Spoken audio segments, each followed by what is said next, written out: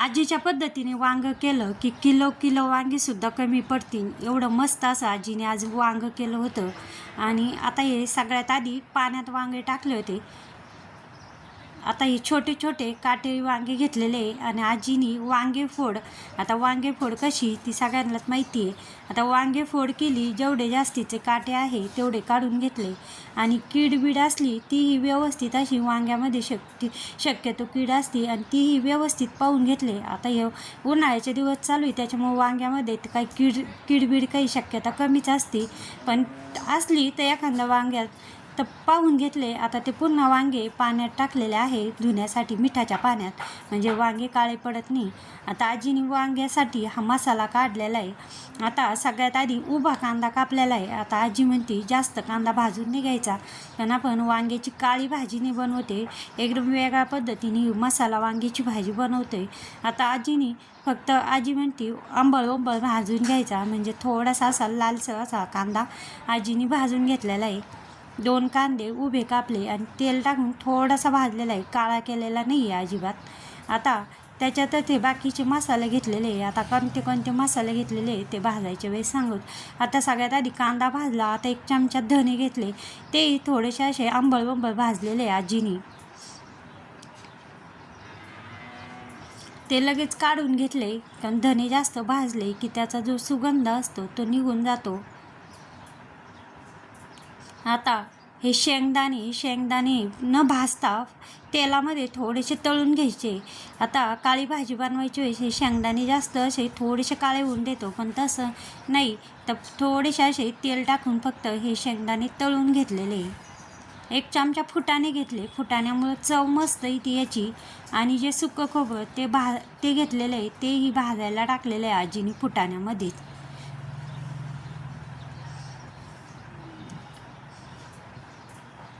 आता आजी सांगताय काय काय घेतलेलं. आता याच्यात खूप सगळ्या मसाल्यामध्ये मिक्स झालं आणि ते तुकडे काढूनही आजीने तेही भाजून घेतलेले आहे. आता चुलीचा जाळ आहे आणि तवा थोडंसं जास्त तेल टाकलं त्याच्यामुळं ते असं दिसतंय. आता ही तेल होतं, मग थोडीशी जी कोथिंबीर आहे ती पण आजीने भाजून घेतली.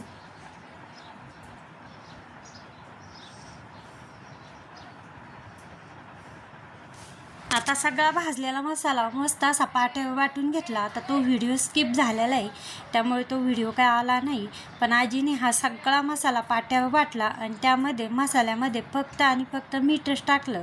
आता मीठ टाकून सगळा मसाला मिक्स केलेला आहे व्यवस्थित आणि सगळ्या वांगे पाण्यातून काढून घेतले आणि मग वांग्यामध्ये हा मसाला घातलेला आहे, जेवढा बसेल तेवढा, आणि थोडा आजीने शिल्लक पण ठेवलेला आहे मसाला.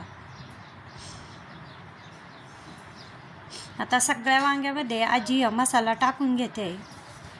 आता मिठामुळं या वांग्यातलं जे काळपटपणा आहे ते पाणी असं काळं झालेलं आहे, पण वांगे काय कापलेले वांगे जे आहे ते काय काळे झालेले नाही आहे.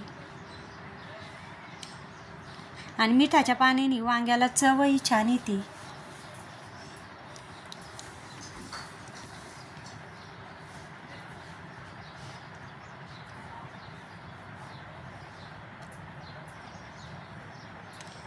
आता सगळ्या वांग्यांमध्ये मसाला घातलेला आहे.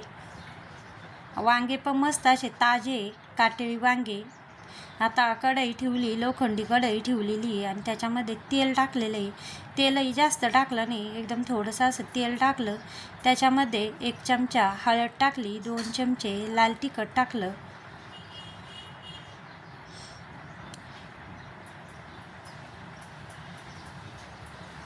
आणि काळा मसाला तो टाकलेला आहे 2 चमचे.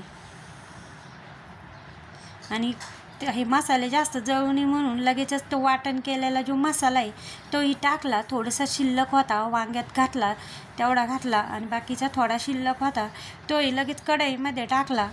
आता या मसाल्याला मस्त असं तेल सुटलेलं आहे.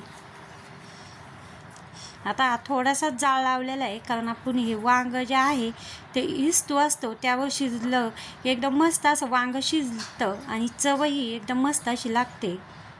आता हे जे वांगे आहे ते सगळे या मसाल्यात टाकून फक्त 2-3 मिनटं या मसाल्यामध्ये वांगे चांगले भाजून घेतलेले आहे.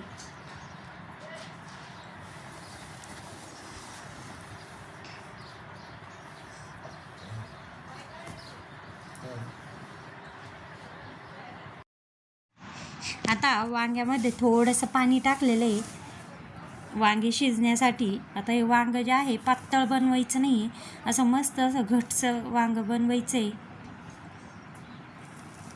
चपातीसोबत, भाकरीसोबत किंवा भातासोबत एकदम मस्त अशी चव लागते. आता हे जो मसाला होता शिल्लक आणि तिखट मसाले, सुके मसाले टाकले, ते सगळ्या वांग्याला लागले जातील या पद्धतीने हलवून घेतलं. आणि आजीने अजून थोडंसं पाणी टाकलं. वांगी शिजायला पाणी लागतं.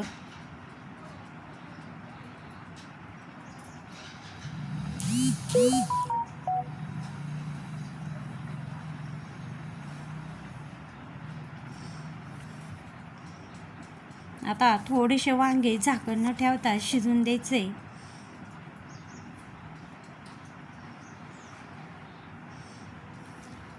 आता कढाई छोटी झाली आणि वांगे जास्त झाले म्हणून झाकण ठेवलं नाही, मग ते उतू जाण्याची शक्यता आहे.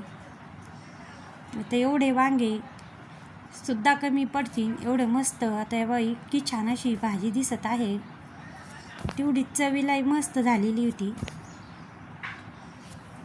आता सगळा मागं घेतलेला आहे आणि झाकण ठेवलं, छान असे वांगे शिजतील.